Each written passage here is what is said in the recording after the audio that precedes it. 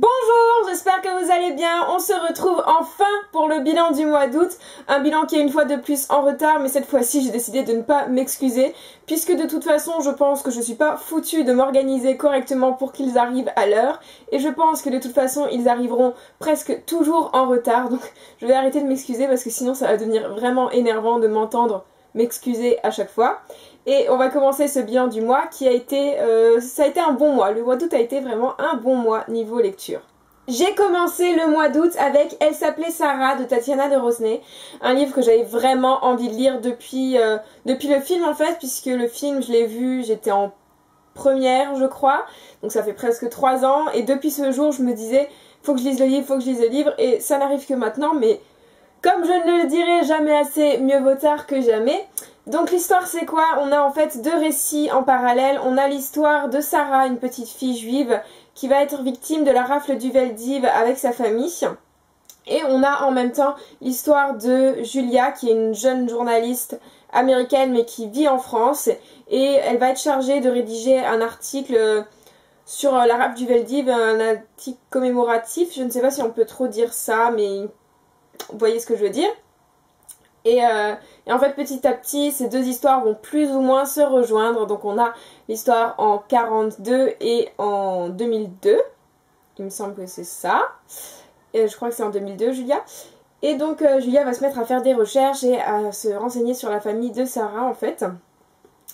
Et c'est vraiment un roman que je recommande si vous n'avez pas encore lu. Elle s'appelait Sarah. Franchement foncez, il est vraiment génial. Encore une fois, je crois que je l'ai déjà dit quand même pas mal de fois là, la plume de Tatiana est vraiment belle parce qu'elle est travaillée de telle façon que on se met à croire tellement à la fiction, enfin elle rend ça tellement réel, on croit tellement à ce qu'elle nous raconte que l'histoire de Sarah devient réelle et devient du coup poignante, ça nous prend aux tripes comme ça. En même temps, je sais pas vous, mais moi tout ce qui touche à la Seconde Guerre mondiale, ça me retourne le cœur. Et franchement c'est une histoire vraiment géniale. Enfin j'ai beaucoup aimé ce parallèle en fait qu'on a entre passé et présent. Ça fait un peu une sorte de dualité, puisqu'en fait l'histoire de Sarah est quand même vraiment triste, et en même temps on a le présent où c'est encore difficile d'admettre la culpabilité de la France dans tout ça, où certaines personnes sont encore, comment dire, dans un état d'esprit un peu étrange du style mais je me souviens pas de ça, enfin les gens ont pas envie d'en savoir plus, pourquoi faudrait remuer le passé, etc. Et tout ça, alors que Julia elle se bat, elle se dit mais vous vous rendez pas compte, c'est grave ce qui s'est passé, etc. En plus elle a d'autant plus, elle a un point de vue en plus extérieur puisqu'elle est américaine, donc elle est pas tellement impliquée dans tout ce qu'il y a eu. Enfin voilà. Et donc elle a un point de vue différent sûrement du nôtre, de ceux des Français. Et donc c'est vraiment intéressant d'avoir ce point de vue là. Et ce que j'ai beaucoup aimé aussi, c'est que les 2 personnages sont touchants à leur manière. Sarah est évidemment extrêmement touchante parce que c'est une petite fille, par rapport à ce qui arrive à son frère, par rapport à ce qui va lui arriver ensuite. C'est sa façon de voir les choses, elle comprend pas tout, etc. C'est vraiment... voilà, ça nous prend ici comme ça. Et Julia est touchante à sa manière parce que son mariage marche plus trop. Parce que personne ne semble comprendre cette volonté qu'elle a de connaître ce qui s'est passé, de découvrir qui habitait, parce qu'en fait ils récupèrent un appartement où avant habitaient des juifs, je vais pas préciser qui, mais je pense que c'est un peu évident, et du coup personne comprend cette volonté qu'elle a de déterrer le passé en fait, et voilà, je trouve que c'est vraiment une belle histoire. En plus le dénouement, enfin la fin elle m'a vraiment bouleversée, j'étais oh, voilà quoi. Et voilà, vraiment je pense que Tatiana de Rosnay a fait un boulot dingue pour ce livre, qu'il mérite vraiment tout le succès qu'il a eu. Je trouve, si vous voulez mon avis du coup, que l'adaptation est vraiment très bien faite. Enfin moi j'ai adoré le film et j'ai adoré le livre. Je trouve que ils sont presque ils sont presque à égalité. Et voilà, je vous recommande vraiment de lire Elle s'appelait Sarah si vous aimez tout ce qui touche à la Seconde Guerre mondiale, parce qu'il est vraiment pas mal. J'ai continué le mois d'août avec un petit livre que j'ai acheté pendant que je l'ai acheté un jour au Super U pendant ma pause de midi pendant ma pause de midi. Et donc c'est En cas de bonheur de David Fuenquinos, je sais pas trop, je sais toujours pas. Dites-moi si vous savez comment ça se prononce. Et c'est tout petit livre, il fait 186 pages. Et en fait c'est l'histoire d'un couple, en fait un couple où il y a un peu la routine, vous voyez, le train-train quotidien et tout, ils font plus trop l'amour tous les jours, voilà. Et en fait le mari s'est toujours dit qu'il tromperait jamais sa femme, que c'était immoral, etc. Parce qu'en plus il a un collègue qui lui l'encourage, on va dire, à être infidèle, etc. Et il n'arrête pas de dire non, ça se fait, faut pas faire ça, etc. Pourtant, un jour débarque une bien jolie secrétaire et il va tomber sous son charme et il va commettre l'erreur, plus ou moins, de tromper sa femme. Et les choses vont pas se passer vraiment comme il le pensait. La réaction de sa femme va être bien différente. Et c'est une très belle histoire parce que c'est une histoire dont le thème est vraiment moderne. C'est triste à dire, mais au jour d'aujourd'hui, il y a énormément de divorces et les gens sont de plus en plus infidèles, je pense. Enfin, c'est vraiment quelque chose de courant et qui est pas très très cool, je trouve, parce que ça devrait pas avoir lieu. Et du coup, qu'il ait pris ce thème, je trouve ça vraiment très bien parce qu'il l'aborde vraiment très bien, comme dit. On sent vraiment, pas que c'est du vécu, enfin je sais pas si c'est du vécu, mais ce que je veux dire, c'est que je pense que beaucoup d'entre nous, enfin je parle là de façon générale, je parle de genre la société, etc., peuvent se reconnaître là-dedans parce que c'est une histoire qui peut arriver, c'est quelque chose qui est peut-être arrivé, enfin vous voyez ce que je veux dire, c'est un thème tellement moderne, tellement contemporain, qu'on peut que se reconnaître là-dedans dans ces personnages. Et pareil, il a une plume vraiment sympa, c'est tout simple, c'est pas... Parfois je regrette un peu que ce soit pas plus approfondi, mais pour autant ça ne me dérange pas cette fois parce que c'est quand même vachement bien écrit et très agréable à lire. Je l'ai lu vraiment rapidement, je pense en une journée, je crois que je l'ai terminé en une journée, oui. En même temps il est pas très long et j'ai beaucoup aimé le dénouement, enfin tout était bien dedans. Je sais pas trop quoi vous dire parce que finalement vu que c'est un livre très court, il n'y a pas tant matière à discuter, mais franchement c'était sympathique, c'était une petite lecture sympa et je regrette pas mon achat. J'ai aussi lu Scarlett si possible de Catherine Pancol, un livre que j'avais dans ma palle depuis un bon moment maintenant, il était temps que je le sorte. Donc pour l'histoire, ça se passe en 68, c'est trois nénettes qui décident de quitter leur petite campagne pour monter à Paris. Et elles vont découvrir la vie en fait, c'est vraiment un roman d'apprentissage, je trouve, il est vraiment... Ce qui a écrit au dos du livre pour le coup est assez fidèle avec le contenu je trouve parce que j'avais peur qu'ils mettent roman d'apprentissage et qu'en fait ce soit pas le cas, mais si c'est le cas puisque on découvre vraiment ces trois filles qui vont faire des erreurs, qui vont peu à peu rentrer dans le monde des adultes, qui vont s'accrocher, qui vont évoluer, qui vont souffrir, qui vont sourire, etc. Ça fait vraiment roman d'apprentissage, mais roman d'apprentissage assez cru je trouve, puisque il leur arrive quand même des trucs pas super cool, enfin c'est vraiment, si vous voulez, une entrée brutale dans le monde des adultes, je trouve, j'aimerais pas que ça m'arrive quoi. Mais malgré tout c'est quelque chose, un thème qui me plaît particulièrement parce que je pense que je suis plus ou moins dans cette tranche d'âge, dans ce moment où petit à petit il va falloir que je devienne une grande fille et où je vais découvrir ce monde pas très cool des adultes. Donc du coup je pense que je me sentais assez proche d'elle d'une certaine manière. Mais je l'ai trouvée en même temps très très agaçante, je trouve qu'elles sont toutes les trois vraiment agaçantes, elles m'ont toutes les trois tapé un peu sur le système, mais bon, c'est pas grave. Ensuite il y a quelque chose que j'ai pas trop compris, mais que je l'ai compris à moitié, c'est le fait que ce soit vulgaire aussi pour les passages où il y a du sexe en fait si vous voulez. Les passages, les actes voilà, sexuels sont encore cru, encore une fois, comme presque tout le roman, et vraiment vulgaire. Et en fait, d'un côté, je comprends parce que ça va avec le reste, c'est-à-dire ce côté un peu brut de la découverte, le fait que ce soit difficile, etc. Et en même temps, je me suis dit qu'elle aurait pu faire un contraste et rendre ça peut-être plus doux pour justement équilibrer la chose et que ça fasse pas tout un livre comme ça, quoi. Mais... en même temps, je me dis que si elle avait fait ça, ça aurait pas tant que ça collé avec le reste. Donc, je comprends, mais à moitié. En fait, ça m'a un tout petit peu dérangée, mais c'est pas non plus... voilà, c'est pas abusé non plus, quoi. Elle nous a pas écrit du porno. Mais, voilà. C'est pas trop mon truc, je pense. Je pense que je suis un peu trop fleur bleue pour ça.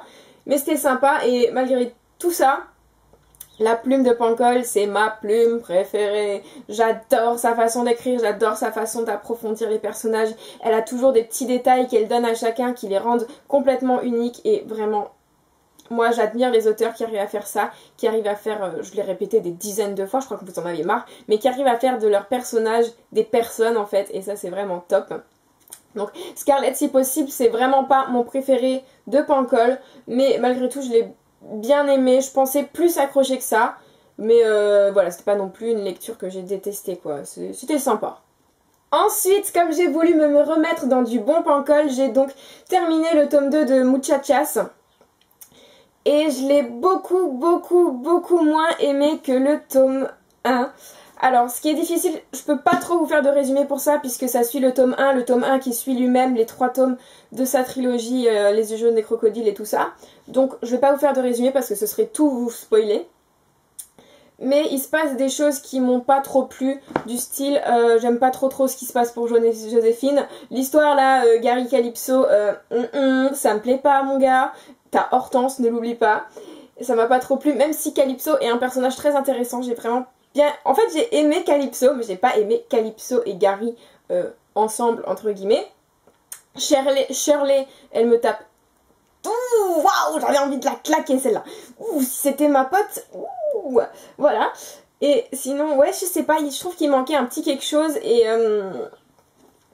et ouais, il me manquait un truc pour que j'aime en fait. Parce que j'ai pas détesté, mais j'ai pas vraiment aimé en fait. Parce que je trouve que c'était pas aussi bien travaillé que l'autre.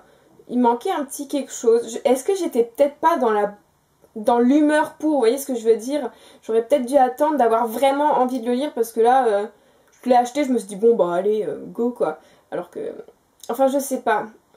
Je pense que j'étais pas dans l'ambiance en fait. Et c'est ce qui m'a peut-être gâché un peu le plaisir. En plus du fait qu'il se passe des trucs que j'aime pas. En fait, je suis tellement attachée à ces personnages que ce qui leur arrive, ça me... Vous voyez, il leur arrive des trucs et je me dis mais non, mais pourquoi ils me font ça, nanana et tout. Comme si c'était mes copains, tu vois. Tu vois. Mais en fait, voilà, donc c'est... Malgré tout, j'adore la façon d'écrire qu'elle a. Mais vous voyez, cette fois-ci, d'habitude, j'ai beaucoup plus de petits post-it, de petites phrases qui m'ont plu. Et là, il n'y en a pas beaucoup. Donc, c'est bien qu'il me manquait un petit quelque chose, je trouve. J'espère que le 3e tome va être mieux que celui-ci et que ça va me laisser sur une très bonne impression pour cette trilogie. Parce que je serais vraiment triste de ne pas avoir autant aimé que celle avec les yeux jaunes des crocodiles. Donc, à voir. J'ai enfin terminé Da Vinci Code de Dan Brown. Alors, je l'avais commencé il y a un petit moment, il y a peut-être 3 ou 4 mois, et à un moment donné, je l'ai laissé tomber complètement. J'avais lu à peu près ça, et je l'ai plus repris en main. Et puis, j'ai décidé de le reprendre là, au mois d'août. Et c'était vraiment une erreur de l'avoir posé, parce que j'ai vraiment bien aimé. Alors, l'histoire, elle est quand même assez compliquée, mais en fait, c'est... le conservateur en chef du Louvre, est assassiné. Et avant de mourir, il essaye de délivrer un message pour que son secret ne soit pas perdu en même temps que sa mort. Et ce message, il essaye de le faire passer à sa petite fille. Sa petite fille qui, aidée d'un spécialiste des symboles, je crois que c'est ça, va essayer de déchiffrer toute cette énigme. Et donc on va essayer de découvrir ce fameux secret que cachait ce fameux conservateur. Et c'est vraiment pas mal finalement. En fait, ce qu'il y a, c'est que pendant un petit moment... Donc tout le passage où après je me suis arrêtée, il se passe pas grand chose, il se passe des trucs mais en fait c'est long. Il se passe des trucs mais c'est long. Donc c'est assez agaçant et ça donne vraiment envie de lâcher l'affaire. Et puis arrive le milieu du livre où enfin ça s'accélère un tout petit peu. Puis la fin où on a de plus en plus de réponses à nos questions. J'avais un tout petit peu deviné la fin, même si je pensais pas vraiment que ce serait ça, mais j'étais pas trop loin du but, donc je suis assez fière de moi. Et qu'est-ce que je peux dire là-dessus, c'est que c'est super intéressant, je sais pas du tout si toutes les théories qui sont là-dedans sont vraies ou quoi, mais moi j'aimerais trouver ça vraiment intéressant, j'y ai vraiment cru si c'est faux. Ah non, je sais pas si c'est vrai, mais si c'est faux, j'y ai vraiment cru de tout mon cœur, et je me suis dit waouh, mais ce serait trop cool si c'était ça et tout. C'est vraiment... On a l'impression de suivre un cours en fait, vous voyez. Tellement on a de trucs, oui alors ça c'est ça et ça et tout. Tellement on a de théories, d'explications et tout ça. on a l'impression d'être en train de suivre un cours. Mais c'est pas un cours chiant, c'est un cours vraiment intéressant, genre comme si vous aviez un prof vraiment à fond dans son truc et passionné. Ben c'est un peu pareil avec ça. Et on boit, enfin non, oui, on boit littéralement ces mots, on les avale, on se dit waouh, et on peut pas s'arrêter parce qu'on veut toujours en savoir plus. J'ai vraiment adoré et je suis contente de pouvoir dire que j'ai lu Da Vinci Code parce que c'est quand même un livre qui a eu son succès et qui est quand même, tout le monde connaît le Da Vinci Code, tout le monde sait qu'il y a eu un film, etc. D'ailleurs, je pense que je vais peut-être regarder le film, un de ces quatre, ce serait plutôt pas mal.